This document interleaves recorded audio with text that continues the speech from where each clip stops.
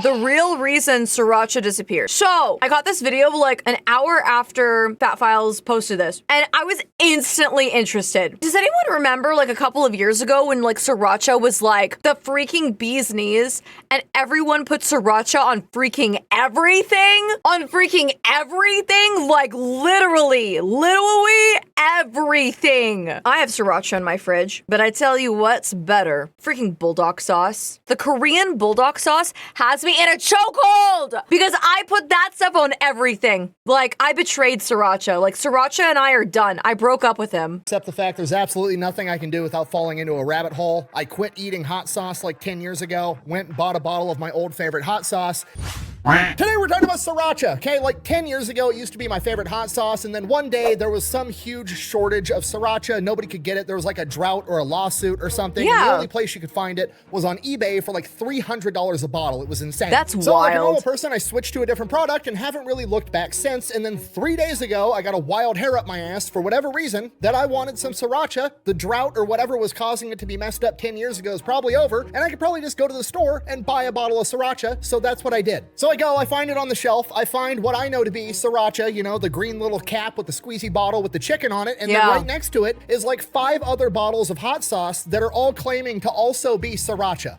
Well, dude, Sriracha became like this big thing, like Sriracha mayo and stuff like that. Like, there's so many Sriracha-like products. So it's crazy wild. But I am telling you right now, that motherfucker back there is not real. It's not the cock sauce. That's weird. Usually, like knockoffs, you're allowed to knock off a product, but you have to like call it something different. You can't just be like, I'm gonna make a knockoff of Coca-Cola and call it Coca-Cola. You're gonna get sued into oblivion. Why is the term Sriracha not trademarked? But you know what? Doesn't matter because I know what the real Sriracha is. So I grab a bottle of cock sauce. I go, I check.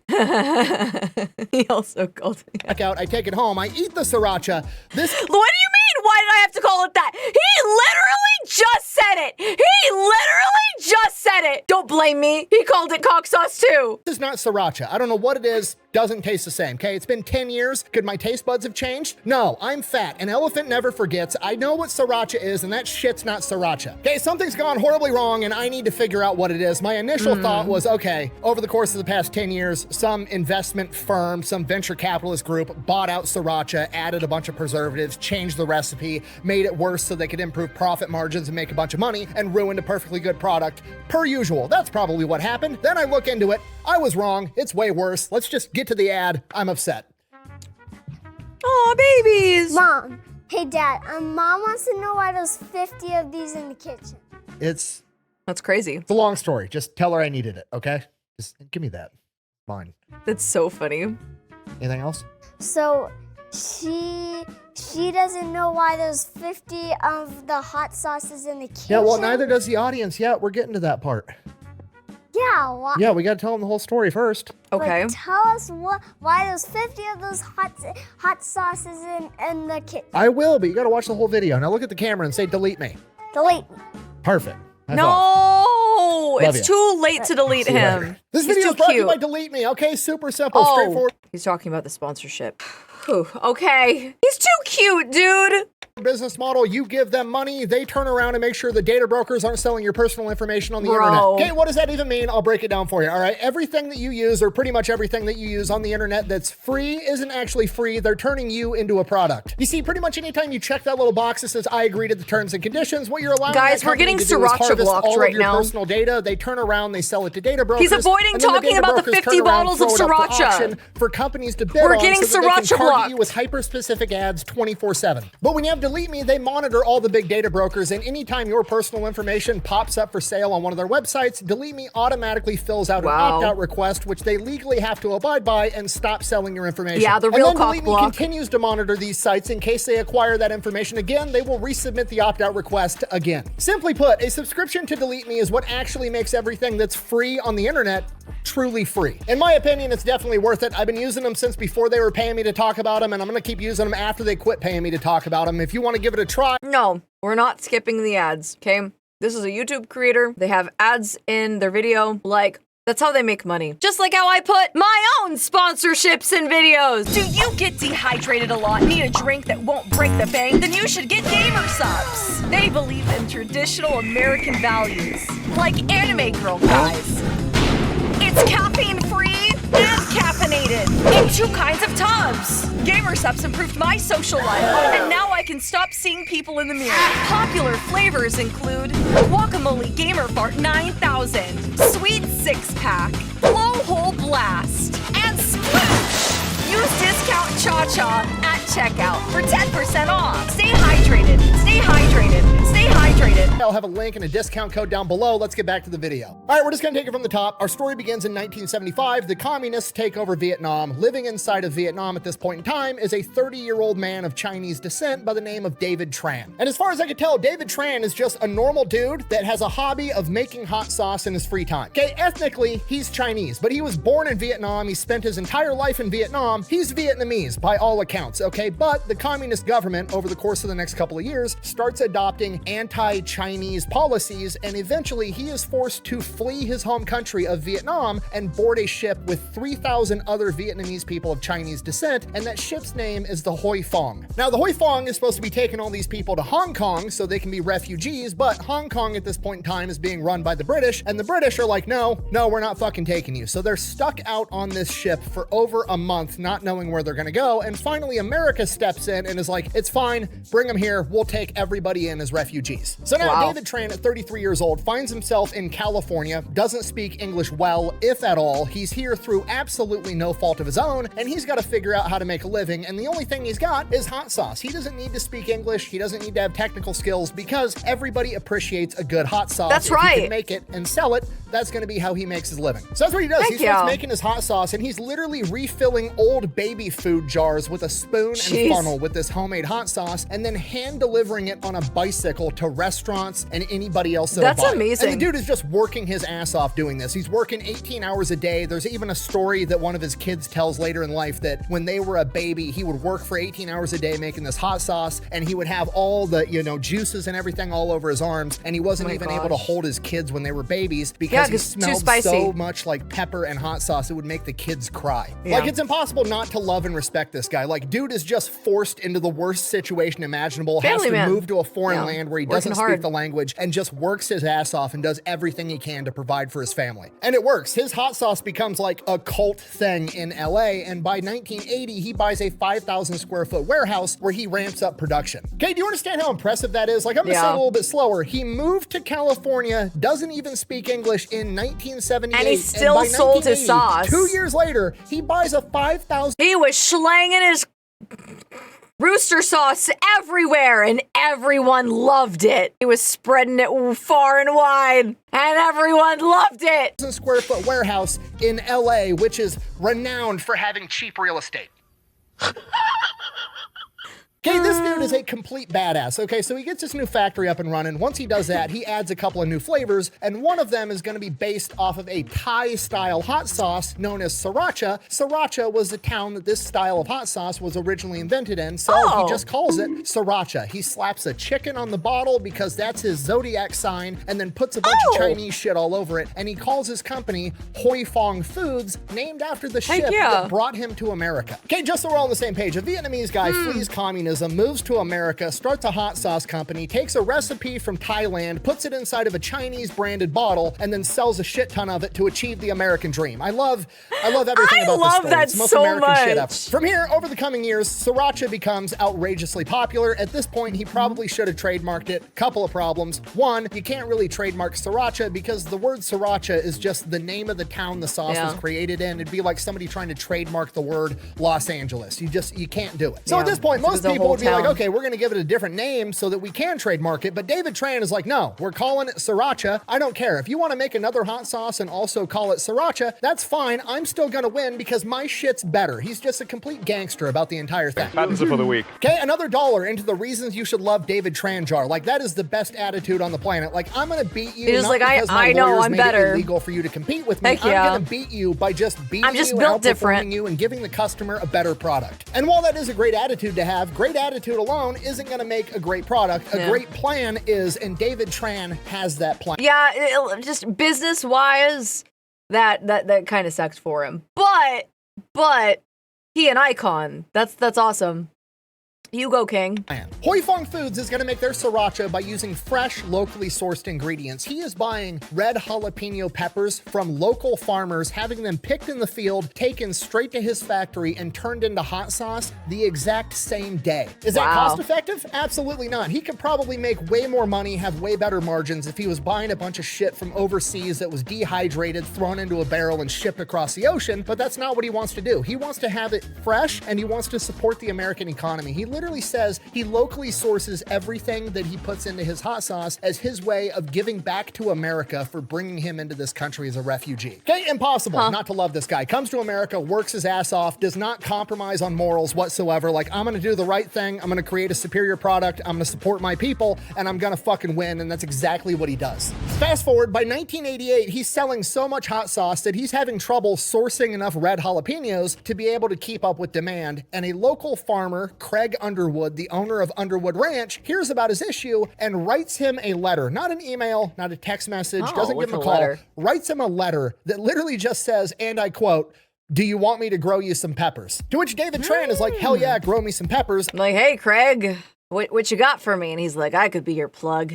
Yeah, I could be your plug for all your sauce, baby. I need a lot more peppers. So Underwood Ranches starts planting these red jalapeno peppers, and because the ranch is so close to his factory, we need to cook, Jesse. To pick the peppers, put them directly onto a semi-truck, drive them straight to the factory, and within 6 hours, they are turned into hot sauce. And this is what makes sriracha so good. They're using the freshest ingredients possible, not a bunch of dehydrated shit that they can buy from anybody. So sriracha explodes in popularity even more. Okay, and it's worth noting, he's not even trying to market sriracha. The product markets itself. Sriracha has never spent a single penny on advertising or anything else. It's just like, you try it, you like it, you buy more, the end. That's David Tran's entire business model. I create a superior product, the customers will come to me. And it works. Sriracha starts hitting mainstream. It's getting sold all over the United States, at which point Sriracha does start getting some backlash. There's interviewers and reporters asking questions like, hey, why don't you make it a little bit milder? Some people say it's too hot, to which David Tran responded, and I quote, dude, then use less. Yeah. Hot sauce is supposed to be hot. Yes.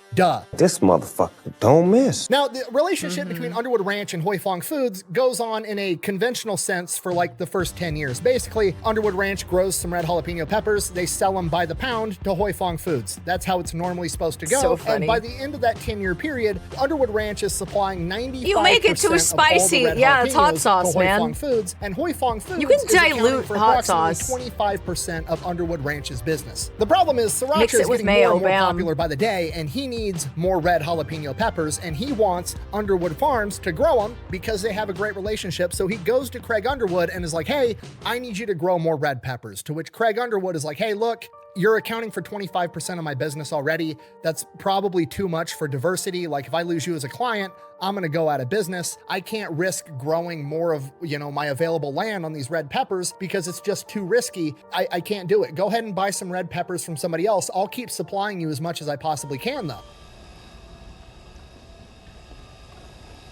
Ooh. How about no? But David Tran doesn't take no for an answer. He's like, no, you grow the best red jalapeno peppers. I need you to do it. You're the best at it. Here's the deal. Rather than you footing the risk of having to grow these peppers and then me buying them by the pound, I will pay you up front for every acre of these peppers that you plant. Meaning that David Tran is now footing the risk of, if there's a drought or, a famine or there's a bad crop, whatever, the fault and the risk is no longer on Underwood Ranches. It is now on Hoi Fong Foods, which is a deal that Craig Underwood just can't turn down.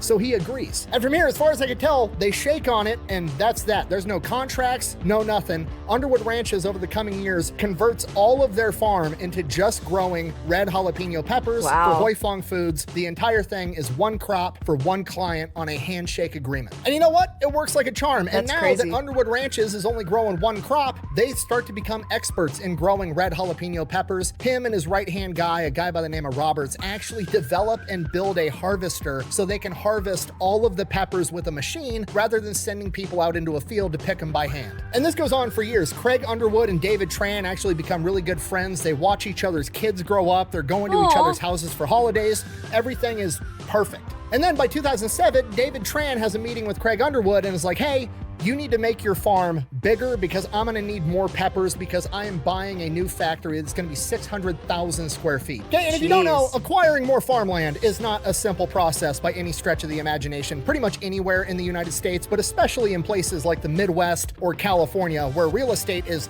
notoriously expensive. But from Craig Underwood's perspective, this is, not just a business acquaintance. This is my homie. He knows where I live. He knows my kids. We've been working together for 20 years at this point. If he needs it, I'm going to get it done. Underwood Ranches invests millions and millions of dollars and acquires 1,800 additional acres close to the new Fong Foods factory so they can keep supplying them. Now, presumably some of that land was bought, but a lot of it had to be leased. And when you lease farmland, you're leasing farmland for decades at a time. Nobody is leasing farmland for like a year or a couple years at a time. It's like, no, you're going to sign a lease and you're going to be on the hook for this lease for the next 30 years, which is extremely risky for Underwood Farms, but he's betting on Sriracha. This thing is blowing up. It's selling everywhere. And he's been with this guy for 20 years. It seems like a sure thing. Okay, and if you weren't around or you don't remember, in like the 2010s, Sriracha was absolutely everywhere, right? Like they were putting Sriracha on hats, shirts. Lay's had a potato chip Sriracha flavor. And David Tran got paid for none of that, by the way. He could have probably sued for trademark infringement, not for the word Sriracha, but for the use of his rooster logo, but he never did because he just viewed the entire thing as free advertisement, which it absolutely was. Like, that's interesting. Yeah, free publicity essentially. If you're in the hot sauce aisle looking for a new hot sauce, you're like, oh, I've seen 17 hipsters wearing a Sriracha hats and Sriracha shirts and there's Sriracha cookbooks and Sriracha Lay's potato chips. I'm gonna buy fucking Sriracha. So Craig Underwood goes through with it. He acquires all this new land, fronts millions and millions of dollars, puts himself on the hook for decades for this farmland, but everything's gonna work fine because Sriracha is not going anywhere, and for years,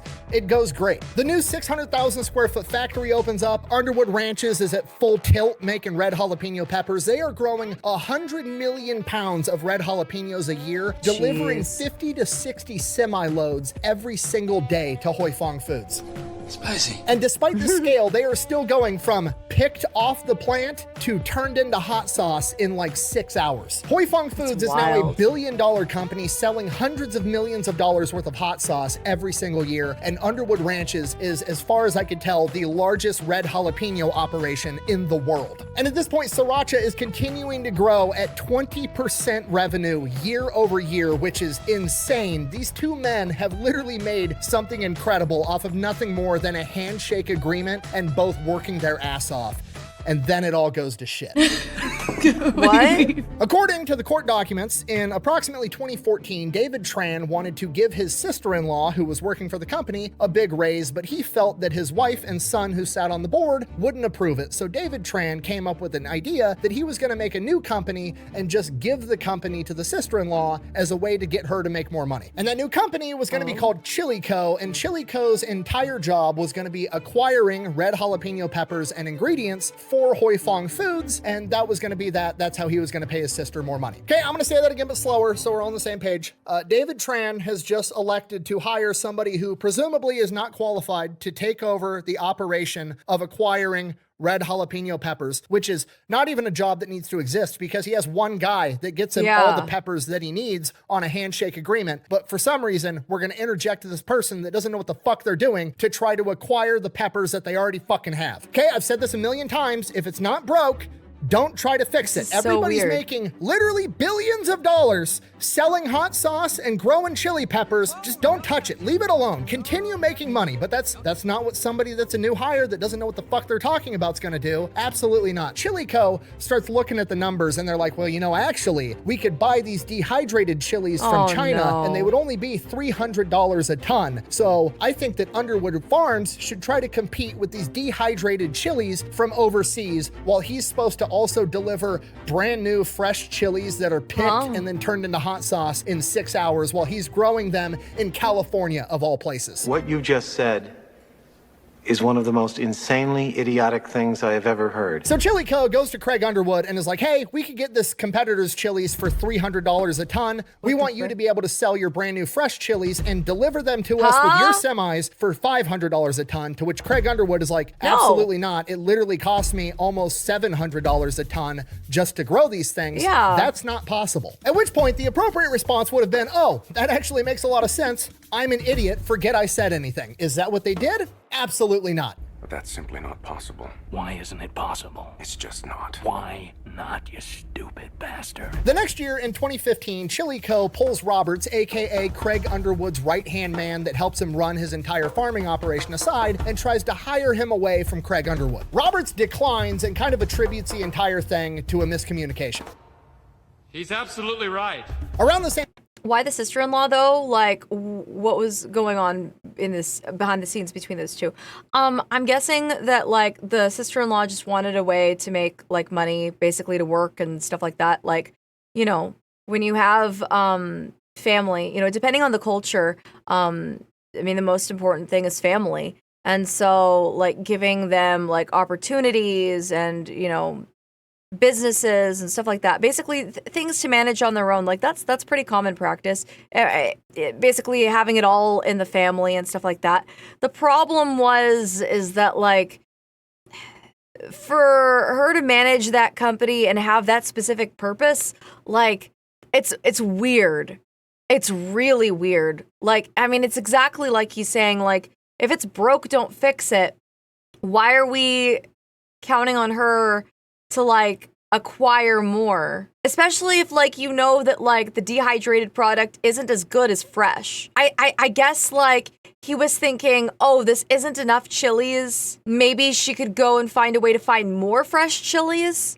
I have no idea. I really don't understand, but it is what happened. time, David Tran gets a hold of Craig Underwood and is like, hey, can we fly a drone over your farming operation? We just want to, you know, look at the crops that are growing, which is weird. He's never done that before, but also like drones are new. I've been working with this guy for 20 some odd years. Fuck it, why not? Yeah, as long as it's for like your personal use or you just want to look at it, like that's fine, go ahead. So Hoi Fong Foods, David Tran flies a drone over, records all this footage of their farming operation, and then nothing seemingly ever comes of it. Then 2016, Craig Underwood is on vacation out of the country. They know that, so they have Roberts come to the Hoi Fong Foods factory where the Chili Co. head and David Tran basically sit Roberts down and say, hey, we're starting this new company, Chili Co. You're gonna work for us. Not asking him to work for them, pretty much telling him, you work for me now, to which Roberts is like, no, I don't. I've been working for Craig Underwood for 2 decades.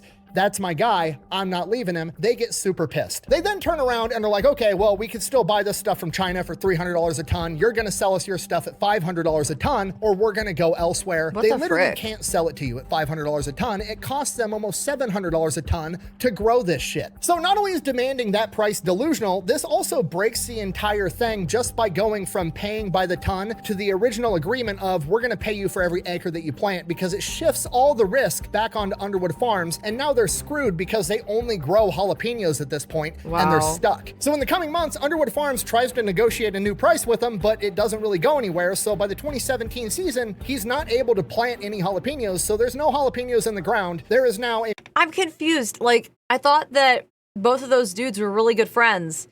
I mean, isn't that just a simple conversation of like, hey, your literal sister company is screwing me over? Like, I'm I guess misunderstanding why, like, that wasn't just nipped in the bud, you know?